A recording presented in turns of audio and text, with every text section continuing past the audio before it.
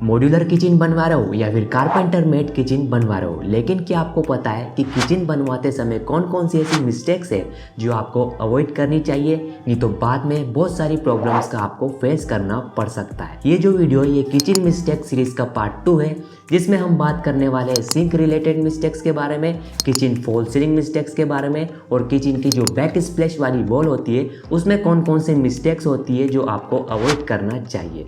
और साथ ही मैं आपको बताने वाला हूं कि कौन कौन से ऐसे मटेरियल जिसे आप यूज़ कर सकते हैं अपने किचन के बैक स्प्लैश में, आपके फॉल सीलिंग में। जैसे कि आप अपने किचन के बैक स्प्लैश वाली वॉल पर टाइल यूज़ कर सकते हैं, ग्रेनाइट यूज़ कर सकते हैं, क्वार्ट्ज यूज़ कर सकते हैं। और एक और ऐसा मटेरियल होता है, बहुत ही लग्जरी मटेरियल होता है, जिसके बारे में आपको वीडियो में एंड में बताने वाला हूँ। सेम फॉल सीलिंग में भी बहुत सारी टाइप की फॉल सीलिंग आप किचन में करवा सकते हो, wooden fall ceiling, POP fall ceiling, gypsum fall ceiling, PVC fall ceiling.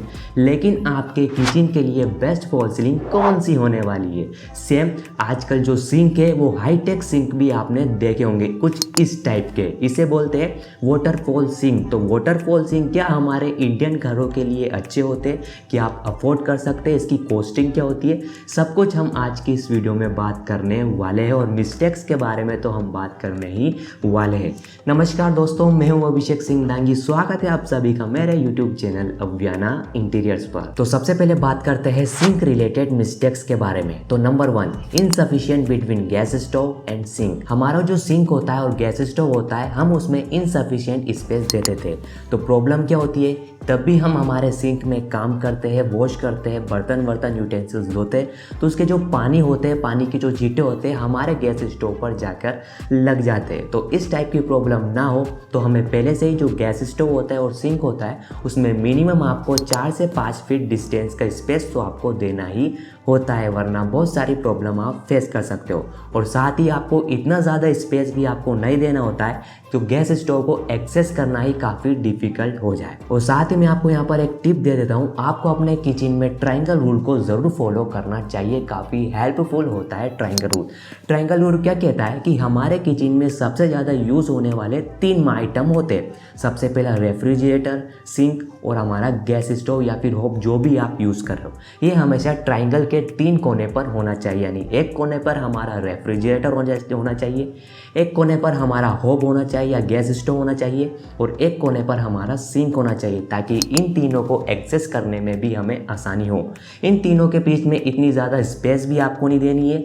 Maximum जो स्पेस होती है इन तीनों के बीच में, आप 5 स्टेप से लेके 8 स्टेप, या फिर रेयर केस में अगर आपका किचन बहुत ही बड़ा है तो 10 स्टेप्स का डिस्टेंस इन दोनों के बीच में होना चाहिए। लेकिन मिनिमम आपको 5 स्टेप्स का जो डिस्टेंस है, गैप है, वो आपका ज़रूर होना चाहिए। दूसरी जो मिस्टेक है हम सिंक को इंस्टॉल करते समय अधिकतर करते थे कि जो हम सिंक का जो इंस्टॉलेशन होता है वो हमारी जो बैक स्प्लैश वाली जो बैक वॉल होती है वहाँ पर हम उसे इंस्टॉल करते हैं, यानी उधर से हम उसे इंस्टॉल कर देते हैं। ऐसा नहीं करना है आपको हमेशा जो आपका सिंक होता है, आपकी जो किचन की काउंटर टॉप की फ्रंट एज होती है, वहाँ से आपको इंस्टॉल करना चाहिए। स्क्रीन पर आपको पिक्चर होगी, इस पिक्चर को देख के आपको और भी क्लियर हो गया होगा कि मैं क्या बोलना चाह रहा हूँ। नेक्स्ट मिस्टेक, अगर आपका एल शेप किचन है या फिर यू शेप किचन है तो हम अधिकतर क्या करते हैं, हम स्पेस बचाने के लिए अधिकतर कर देते हैं कि हम कॉर्नर में सिंक दे देते हैं, कॉर्नर में सिंक को इंस्टॉल कर देते हैं। तो ये गलती आपको कभी नहीं करना है, कॉर्नर में हम कभी भी सिंक को इंस्टॉल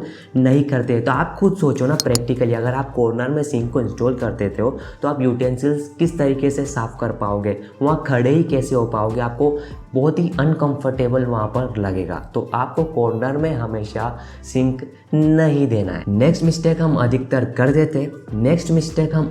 करते थे जब भी हम सिंक को इंस्टॉल करते हैं, हम उसे 2 से 3 mm ऊपर रख देते हैं। तो ये आपको नहीं करना है। तो जो सिंक होता है और काउंटर टॉप होता है, जो सिंक होता है वो काउंटर टॉप से 2 से 3 mm नीचे होना चाहिए, ताकि वहाँ पर किसी प्रकार का डर्ट ना आ सके, डस्ट ना आ सके, धूल मिट्टी वहाँ पर ना आ सके। तो 2 से 3 mm नीचे होना चाहिए।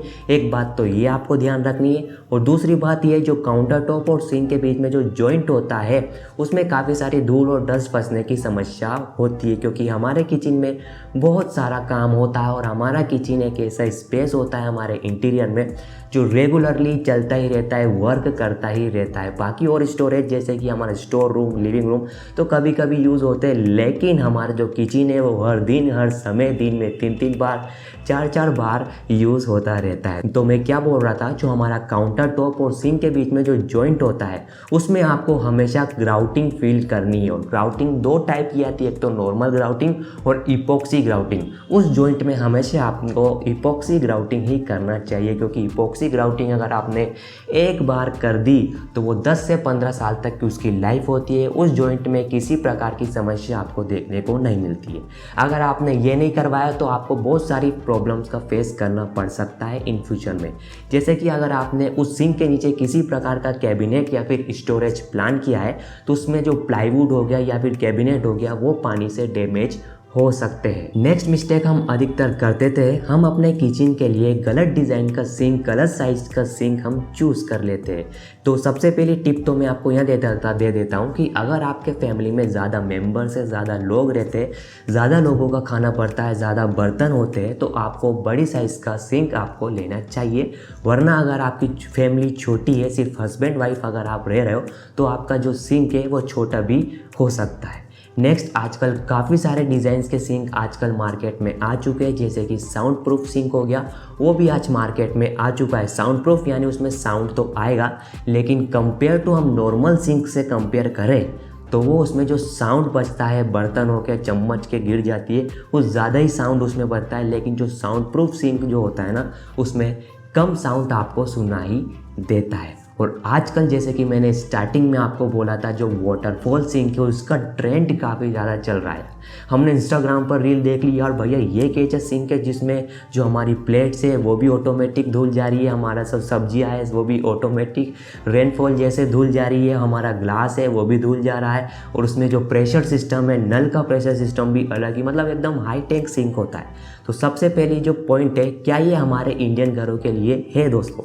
डेफिनेटली ये हमारे इंडियन घरों के लिए भी है। आप अपने इंडियन घरों के लिए भी आप इसे यूज़ कर सकते हैं अगर आपका बजट अलाउ करता है तो, क्योंकि ये बहुत ही ज़्यादा एक्सपेंसिव पड़ता है as compare to normal sinks. ये 2 से 3 टाइम्स नहीं, 5 से 6 टाइम्स या फिर 7 गुना ज़्यादा पड़ता है आपके नॉर्मल सिंक से, अगर हम प्राइस रेंज की बात करें तो। लेकिन ये जो हाईटेक और वाटरफॉल सिंक आजकल चल रहा है, इसमें एक प्रॉब्लम है, क्योंकि जो हमारी पुरानी जो ब्रांडेड कंपनीज होती है हमारी हार्डवेयर्स के अंदर, ये सभी इसे अभी प्रोड्यूस नहीं कर रही है, इसमें बना नहीं रही है। जो वाटरफॉल सिंक होती है, जो नई नई कंपनी आई है, जो मतलब अभी लेटेस्ट कंपनी आई है, वो अभी इसे प्रोड्यूस कर रही है। तो जो ट्रस्ट इशू है इन कंपनियों पर वो अभी कम होता जा रहा है, तो ये थोड़ा सा रिस्की होता है इन पर ट्रस्ट करना। फिर भी अगर आपको जाना है तो आप जा सकते हैं, लेकिन मेंटेनेंस इसमें बहुत ज़्यादा होता है। अगर एक बार ये सिंक ख़राब हो गया, इसका या प्रेशर ख़राब हो गया, या फिर जो वाटरफॉल सिस्टम होता है इसके अंदर वो ख़राब हो गया, तो इसको रिप्लेस करने में बहुत ही ज़्यादा हमारा पैसा लग जाता है और वो दौड़ा भागी लग जाती है। तो अगर आपको ये दौड़ा भागी नहीं करनी है, अपनी बीसी हसलफुल लाइफ नहीं करनी है, अगर आप जॉब करते हो, आपको ये नहीं चाहते हो कि आपके इंटीरियर में बार बार कोई गलती है उसे आपको सुधारो फिर कारपेंटर कराओ, ये समस्या या फिर ये हेडेक आप नहीं चाहते हो, तो आप डेफिनेटली जो नॉर्मल सिंक होता है उसके साथ भी आप जा सकते हो। नॉर्मल सिंक में भी काफ़ी सारे डिज़ाइंस आ चुके हैं, जैसे कि गोल्डन कलर की, सिल्वर कलर की सिंक तो आती थी, रोज़ गोल्ड कलर की भी सिंक आ चुकी है, जिसके ऊपर जो पीवीडी कोटिंग होती है, इलेक्ट्रोप्लेटेड कोटिंग वाली सिंक होती है, वो आ चुकी। अब जो पीवीडी कोटेड वाले जो सिंक होते हैं उसका फ़ायदा एक होता है कि उसकी जो फिनिश होती है वो कभी नहीं जाती, यानी लाइफ टाइम के लिए वो फॉरएवर रहती है। आपका जो पिलर कोक होता है, जो नल होता है सिंक के लिए, वो भी पीवीटी कोटेड आजकल मार्केट में आ गया है। तो अगर आपका बजट अलाउ करता है तो आप पीवीटी कोटेड और इलेक्ट्रोप्लेटेड कोटिंग सिंक में जा सकते हैं। मतलब एक बार आपने खरीद लिया, उसकी पॉलिश जो फिनिश ऊपर होती है वो कभी नहीं जाएगी।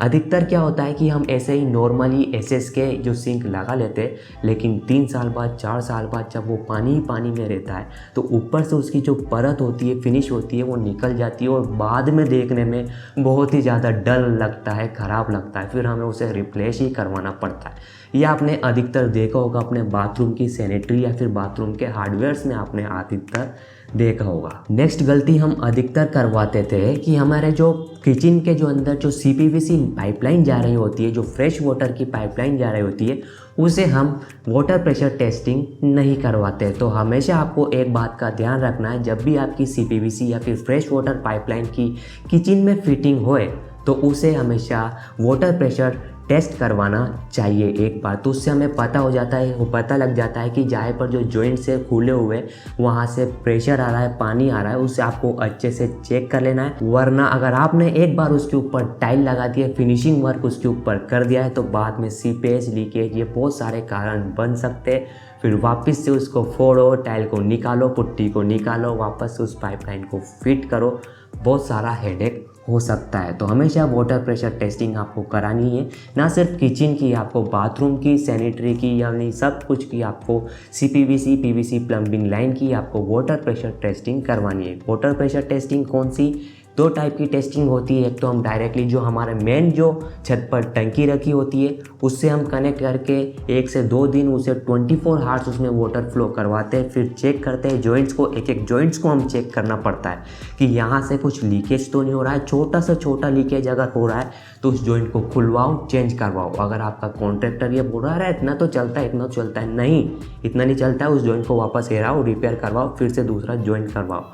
और उसमें जो आप लगवा रहे हो CPVC पाइपलाइन में जो ग्लू लगता है, ग्लू क्या बोलो, जो एडेसिव लगता है वो हमेशा येलो कलर का लगता है, और जो PVC पाइपलाइन होता है उसमें हमेशा वाइट कलर का एडेसिव लगना है। इतना आपको इसमें डिटेल नहीं जानना है, आपको सिर्फ क्या करना है कि वाटर प्रेशर टेस्टिंग करवा लेनी है।